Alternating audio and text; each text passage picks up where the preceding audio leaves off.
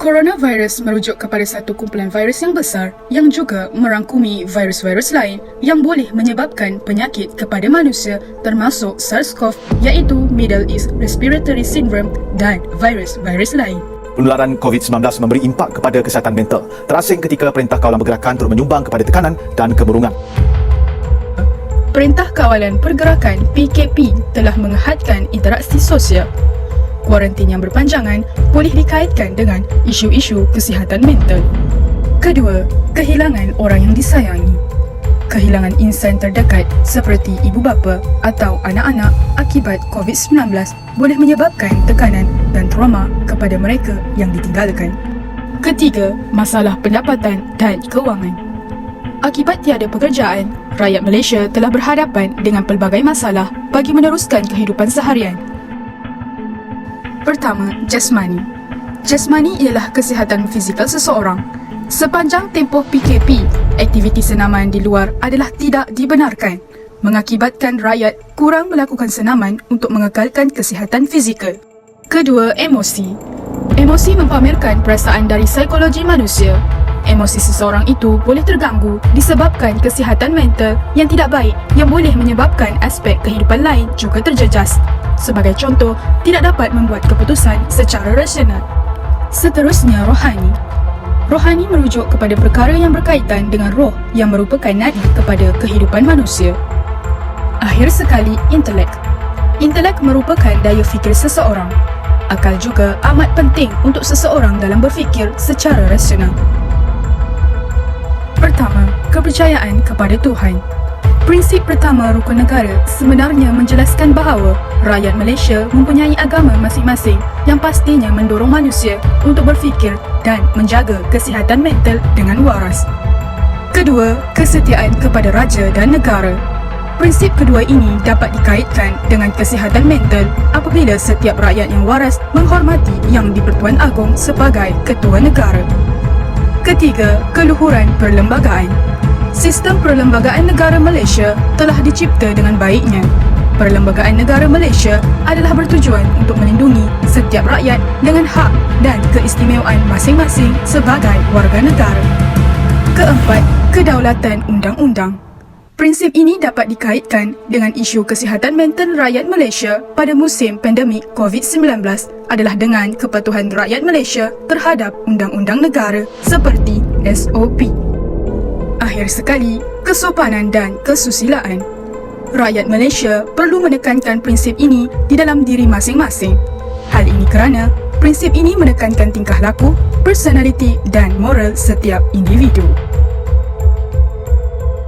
Menurut Kamal 2011, majoriti ahli psikologi barat menyatakan bahawa penyakit mental akan dialami oleh seseorang individu yang mahukan keseronokan, kerisauan dan pertarungan dalam jiwa. Namun, apabila kemahuan itu dihalang, ia akan mendorong individu tersebut untuk memberi tindak balas yang akan menyebabkan kekecewaan, kerisauan dan rasa putus asa. Sigmund 2010. Hal ini dinamakan sebagai gerak balas yang dirangsang untuk menimbulkan perasaan takut dan risau secara berlanjutan dalam diri sehingga mengancam sifat kemanusiaan mereka. Bandura 2008. Kesan: peningkatan kadar bunuh diri. Wabak COVID-19 yang menular di negara Malaysia menyebabkan banyak premis di Malaysia terpaksa ditutup bagi memutuskan rantaian penularannya. Hal ini menyebabkan ramai individu yang kehilangan pekerjaan dan hilang sumber pendapatan. Bagi keluarga yang kurang berkemampuan, perkara ini akan memberikan tekanan yang tinggi kepada mental mereka dan menyebabkan mereka memilih untuk membunuh diri sebagai jalan bagi penghujung kepada masalah mereka. Peningkatan kadar stres seseorang individu.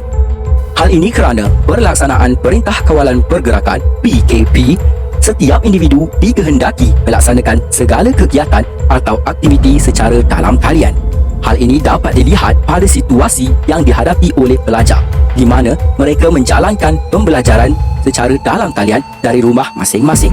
Situasi ini menyebabkan pelajar mudah merasa tertekan ekoran tiada komunikasi secara fizikal serta tugasan yang diterima lebih dari kemampuan pelajar. Kerajaan haruslah menyiarkan nombor talian bantuan pakar di media massa supaya rakyat akan peka terhadap isu ini.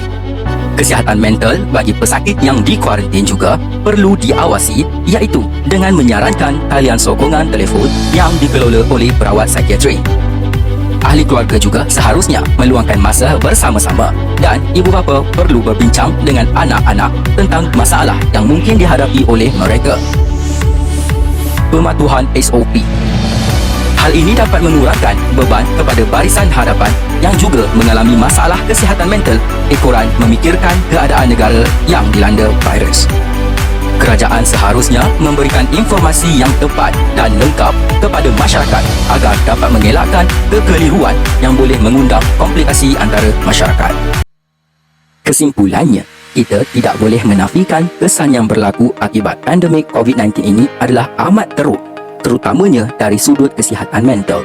Individu yang menghadapi isu kesihatan mental perlulah mendapatkan rawatan dengan kadar segera. Hal ini adalah kerana kesihatan mental adalah amat penting untuk kehidupan pada masa yang akan datang. Rakyat juga haruslah sedar tentang isu sengit ini. Seiring dengan itu, rakyat seharusnya bijak menangani isu dan mengaplikasikan cara-cara mengurangkan isu ini untuk mengelakkan daripada ia meragut lebih banyak nyawa akibat isu ini.